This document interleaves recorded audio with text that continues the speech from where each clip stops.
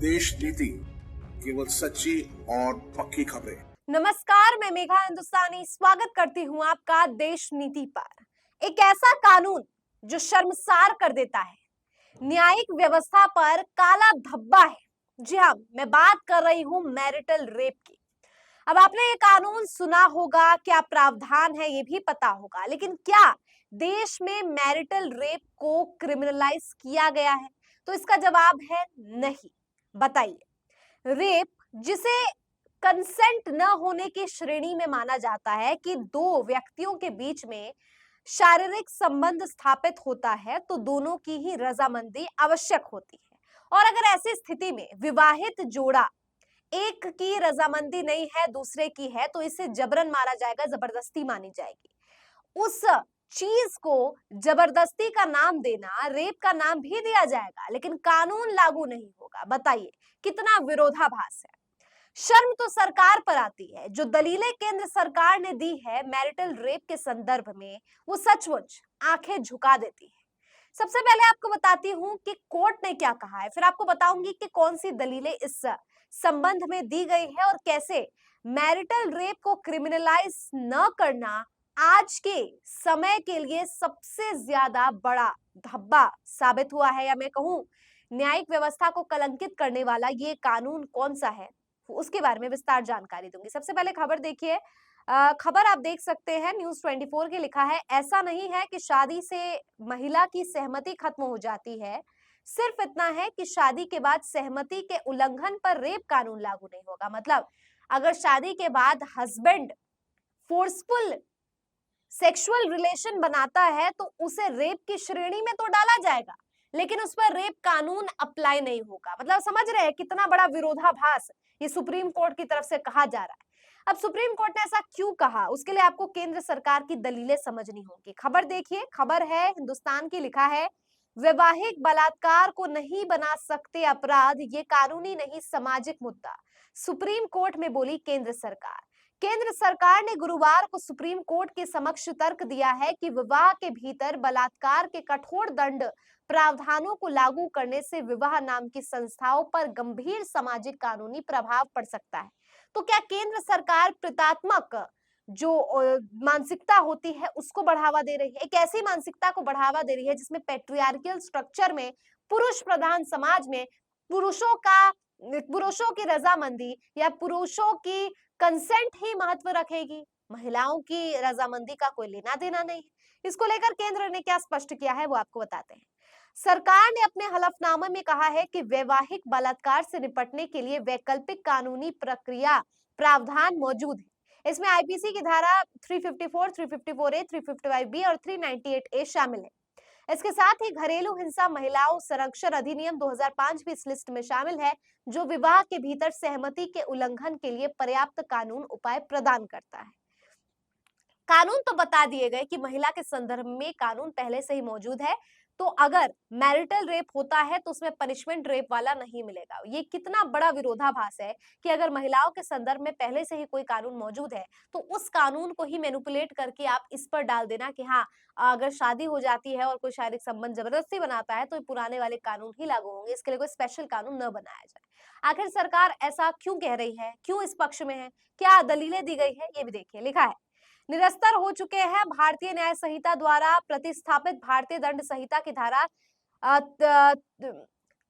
375A के अपवाद खंड के तहत यदि पत्नी नाबालिग नहीं है तो पति द्वारा उसके साथ संभोग या यौन प्रक्रिया किया जाना बलात्कार नहीं माना जाएगा। यहाँ तक कि नए कानून भारतीय न्याय संहिता के तहत 63 के अपवाद 2 में स्पष्ट किया गया है कि यदि पत्नी की उम्र 18 साल से कम नहीं है तो पति द्वारा उसके साथ संभोग या यौन क्रिया किया जाना बलात्कार नहीं है। अब बताइए, ये ऑलरेडी हमारे आईपीसी सेक्शंस में मौजूद है, जो मैंने आपको बताया कि अगर 18 से कम है तो अलग है, 18 से ऊपर है तो उसे जो है बलात्कार की श्रेणी में नहीं डाला जाएगा। तो आईपीसी कुछ और कह रहा है, सुप्रीम कोर्ट कुछ और कह रहा है, केंद्र सरकार कुछ और दलील दे रहा है, केंद्र सरकार कुछ और कानूनों का हवाला दे रहा है। तो इतनी ज्यादा कंफ्यूजन इस कानून को लेकर क्यों है?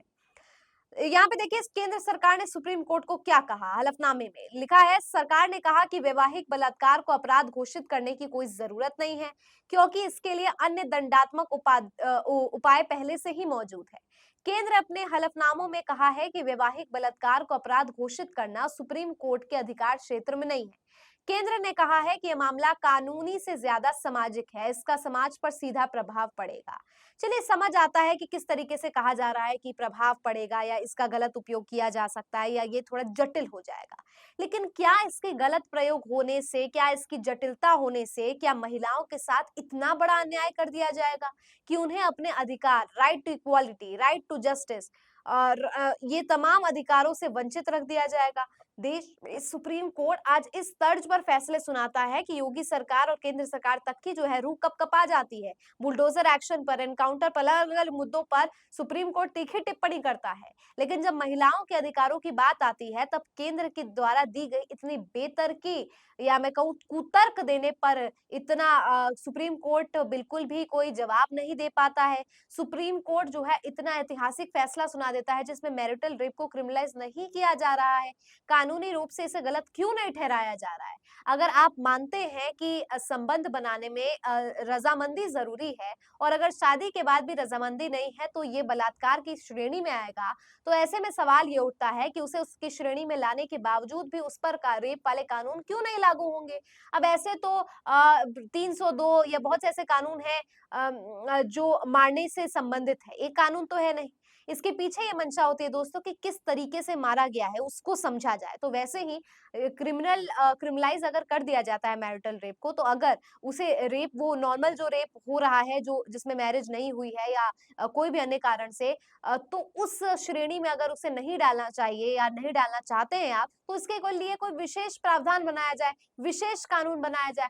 कोई भी कानून की आवश्यकता तभी होती है ना जब समाज को इसकी दरकार होती है, नीड होती है। अब मौजूदा समय में तो मैरिटल रेप काफी ज्यादा प्रेवलेंट है और दोस्तों शर्म आएगी आपको ये खबर सुनकर। न्यूज़ 18 की खबर देखिए, लिखा है marital rape is not a crime in 32 countries, one of them in India.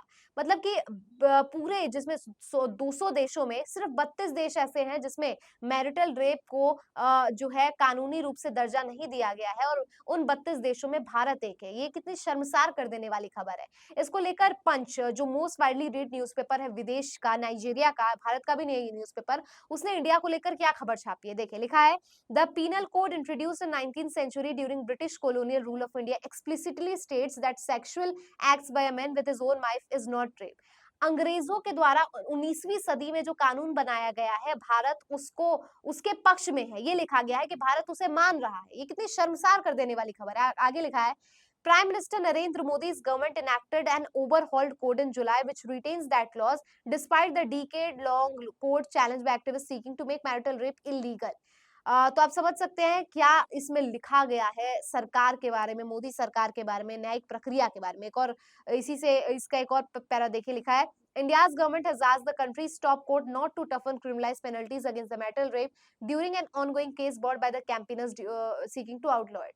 मतलब भारत सरकार ने सुप्रीम कोर्ट से ये गुजारिश की है कि मैरिटल रेप को कानून न बनाया जाए। ये कितनी दुखद समाचार है और इस समाचार को पढ़ के गुस्सा भी आ रहा है कि विदेशों में इंडिया को लेकर ये इस तरीके की चीज छप रही है जो कि बिल्कुल सच है। ये जो बात लिखी गई है, चाहे वो मोदी सरकार के बारे में हो, चाहे वो कोर्ट के बारे में, वो बिल्कुल सच है। लेकिन अगर विदेश में लोग ये पढ़ रहे हैं तो भारत की इमेज का क्या? और भारत की इमेज छोड़िए, सबसे जो प्राथमिक चीज है वो महिलाओं के अधिकार से जुड़ा है।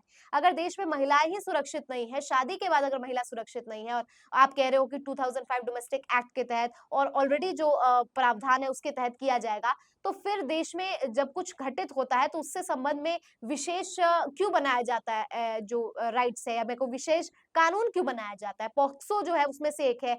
पॉक्सो की जरूरत क्या थी? अगर आप कह रहे हैं कि चाइल्ड के साथ एक्सप्लॉयटेशन हो रहा है तो उसके लिए ऑलरेडी कानून है। इसीलिए ना, क्योंकि मौजूदा समय में बहुत ज्यादा हो रहा है या ऐसी कॉमन चीज हो गई है या ऐसी चीज है जो राइट्स बच्चों का प्रोटेक्ट करेंगे, सेक्सुअल राइट्स को या उस तरीके से। तो ऐसे में अगर यहाँ पे महिलाओं की बात हो रही है तो महिलाओं के अधिकारों को संरक्षित करने के लिए एक विशेष कानून बनाने से केंद्र सरकार को क्या ऐतराज हो सकता है? क्या लगता है दोस्तों, मोदी सरकार ने इस प्रकार की टिप्पणी, इस प्रकार का पक्ष क्यों रखा होगा कोर्ट के सामने? और कोर्ट ने भी जो है सहमति जता दी है, तो इस पर आपकी क्या प्रतिक्रिया है? कमेंट सेक्शन के जरिए मुझ तक पहुंचाइए। मुझे दीजिए इजाजत। देखते रहिए देश नीति। धन्यवाद।